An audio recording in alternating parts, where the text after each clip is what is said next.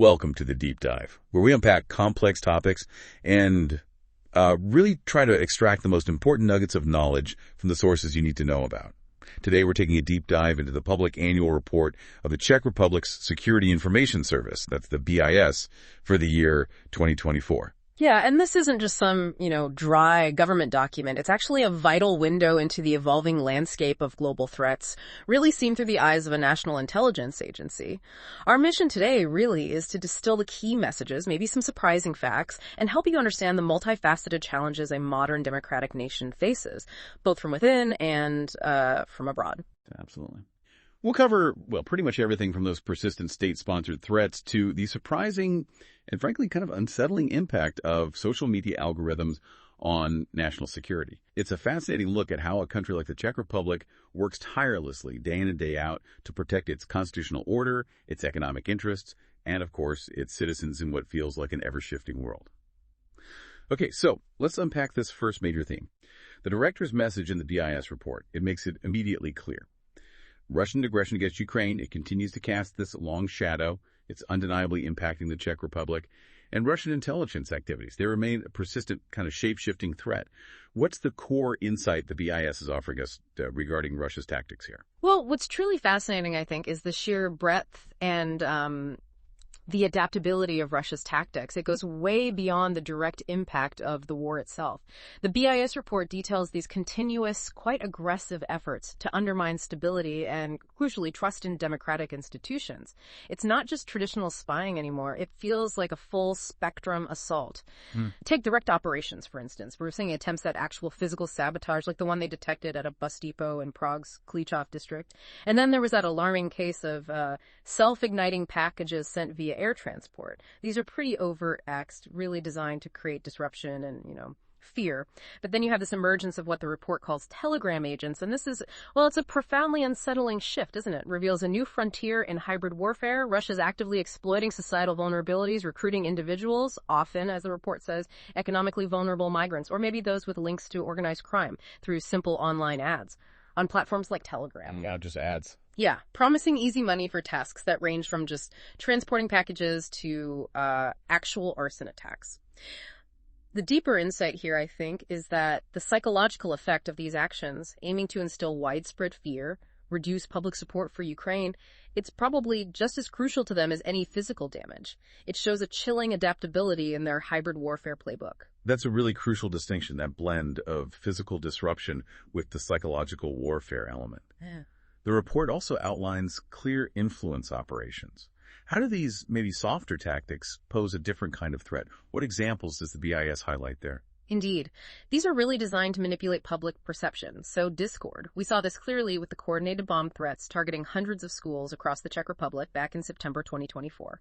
The report links these directly to support from Russian disinformation campaigns. Hundreds of schools. That's massive disruption. Exactly. And another key example they detailed was the neutralization of the Voice of Europe operation in spring 2024. This was a direct attempt to influence the European Parliament elections, involving figures like Viktor Medvedchuk and Artem Marchevsky, who were apparently coordinating from Prague. Sanctioning them effectively disrupted a pretty significant foreign interference effort. And then on the more traditional espionage front, the BIS reveals these persistent efforts by Russian intelligence to rebuild their networks. They're relying on both officers and collaborators. A specific, quite striking example is Natalia Sidlyankova. She's a Belarusian citizen, an asylum seeker, actually. She was sanctioned in April 2025 for being a key figure in promoting Rosatom's interests, apparently directed and funded by a GRU officer, Alexei Shavarov. Rosatom, the nuclear energy company. That's the one. And her work specifically aimed to undermine public trust in EU sanctions against Russian oligarchs like Alisher Usmanov.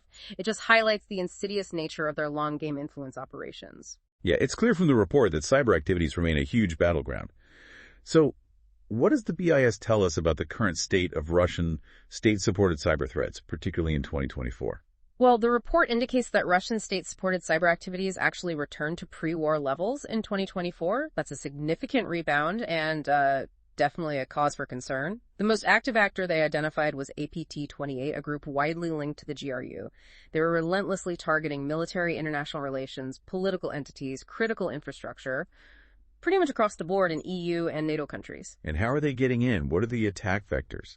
Well, they were quite sophisticated. For instance, they exploited vulnerabilities in MS Outlook, something many organizations use to obtain login credentials. They did this via compromised routers. This actually led to an internationally coordinated operation called Dying Ember to counter them. That really shows the severity of the threat. Both the Czech Republic and Germany, with strong NATO and EU support, publicly condemned Russia for these activities in May 2024. It emphasizes the coordinated nature of both the attacks and, thankfully, the international response. Right. And what about sanctions? Are they working effectively to stop materials getting through? That's a mixed picture. The BIS notes that despite sanctions, some Czech companies still attempt to supply Russia with sanctioned goods. Often, it's through re-exporting via member states of the Eurasian Economic Union or China. Now, this does increase costs for Russia, which is something, but it's clear that China, Iran, and North Korea remain the main supporters of Russian war production. Yeah. And the Czech export control system, it's grappling with an increased workload and, frankly, insufficient capacity because of these efforts. It highlights a persistent challenge in enforcing international measures. Okay, so moving from those direct state threats, which are pretty stark, the report then shifts to something maybe more pervasive, more insidious, this battle for information itself, particularly with social media. How is this landscape impacting national security? It's a really critical question, isn't it?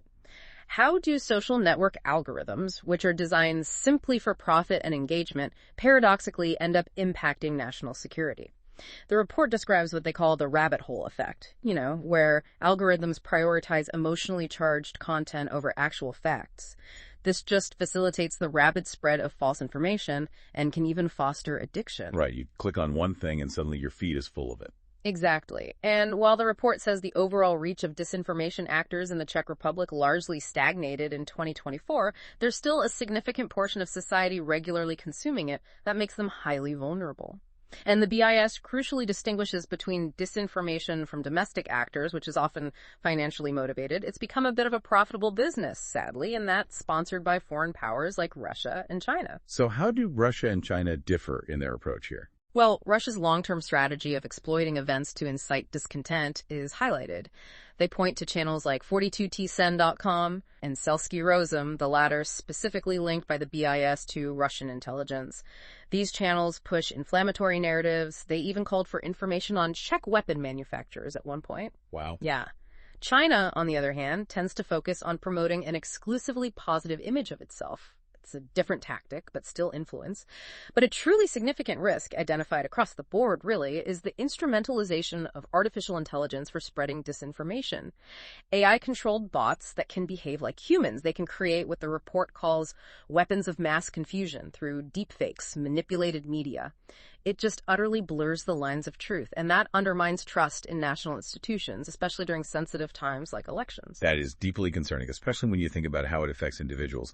So what does this all mean for people, particularly young people? The report highlights a chilling trend of online radicalization. Absolutely, and this trend, they observed it starting around autumn 2023.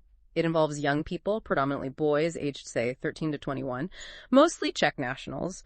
Often, they might come from dysfunctional backgrounds, and they connect through social media, Telegram again, and TikTok. And while conflicts like in Ukraine and Gaza played a secondary role, the report says the dominant cause of this radicalization is those refined social media algorithms. They target users with increasingly radical content, leading them deeper into these extreme echo chambers. So it's the tech itself kind of pushing them. Largely, yes. Their initial fascination isn't necessarily ideological. It's often just with violence itself or the feeling of belonging to these online communities. But this can lead them to actively seek out Islamist or right-wing extremist materials, even propaganda from ISIS. They mention a recorded case of a 21-year-old who was in actual contact with Islamic State recruiters. That's incredibly serious. It is. And even more alarmingly, they detail a right-wing extremist group made up of minors operating through social media channels. They actually called for a terrorist attack against the Rainbow Pride event in Bratislava in July 2024. It led to direct police intervention, thankfully. But the report does emphasize that de-radicalization is possible. It requires a multidisciplinary approach, security agencies, social services, schools, parents, religious leaders all working together. And the BIS also provides a critical avenue for the public to help. They have an email for reporting suspicious behavior, prevents at bis.cz. Okay, this whole discussion around cyber threats, digital vulnerabilities, securing information systems, it just underscores how critical strong cybersecurity is. For any organization, public or private, it's such a complex landscape, requires constant vigilance, specialized expertise. And look, for those of you listening who are grappling with these challenges, maybe you're a cybersecurity leader, an IT professional striving to protect your critical infrastructure, your sensitive data. You should definitely explore www.cisomarketplace.com. They offer resources and solutions really tailored to navigate today's intricate cybersecurity landscape. It's worth checking out. So beyond Russia and the digital domain, the BIS report also highlights other significant areas of concern, notably threats posed by China and also issues within the Czech economy itself. How does the BIS approach protecting a nation's core economic interests? Well, if we connect this to the bigger picture, protecting major economic interests is absolutely a core mandate for the BIS. And it's far more complex than just looking at financial crime. The report identifies pervasive clientelism and, non-transparent behavior across various sectors. Basically, private companies exploiting ties with public officials for personal gain or maybe to influence decision-making. This creates significant room for inefficient use of public funds or even outright corruption, which ultimately undermines national stability. Can you give some examples from the report? Sure. In the energy sector, they mention cases of secret coordination, privileged contacts being used to influence profit margins or access subsidies unfairly. In healthcare, non-transparent behavior is apparently frequent across entities like insurance companies, pharmaceutical companies, hospitals. Often they say it's due to monocratic management, basically. Strong personalities wielding excessive, unchecked influence, which leads to poor governance. And for critical ICT contracts, issues like outdated IT infrastructure, delayed decisions, even suppliers secretly participating in writing tender documentation to give themselves an advantage. Supervisory failures, too. These are all subtle, maybe, but potent threats to economic integrity. Those are really insidious internal vulnerabilities. Mm-hmm. How do China's activities, which often seem to fly under the radar compared to Russia, present a multifaceted threat? That's right. China's approach is often more subtle, but it presents significant security concerns nonetheless. A prime example highlighted in the report is this case involving a Chinese company, Emposat. They were building a ground satellite station down in South Moravia, designed for data collection from satellites passing over Central Europe.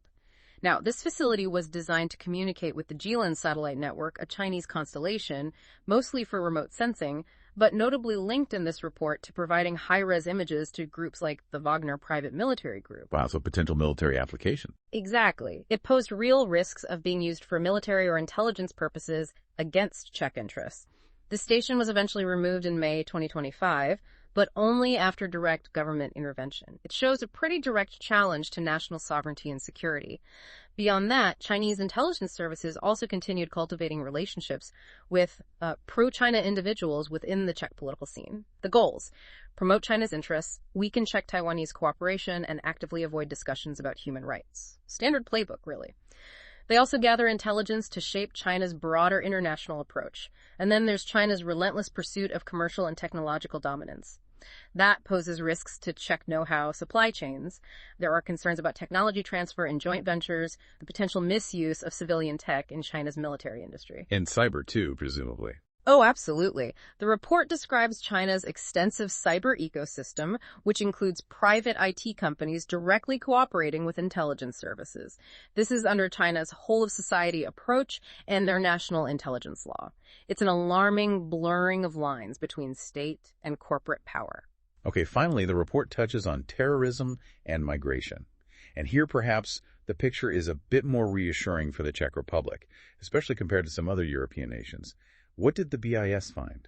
Indeed, there is a degree of reassurance there. The threat level from Islamic terrorism remained low in 2024. This was despite broader developments in the Middle East. It seems the Muslim community's ideological orientation in the Czech Republic generally remains moderate.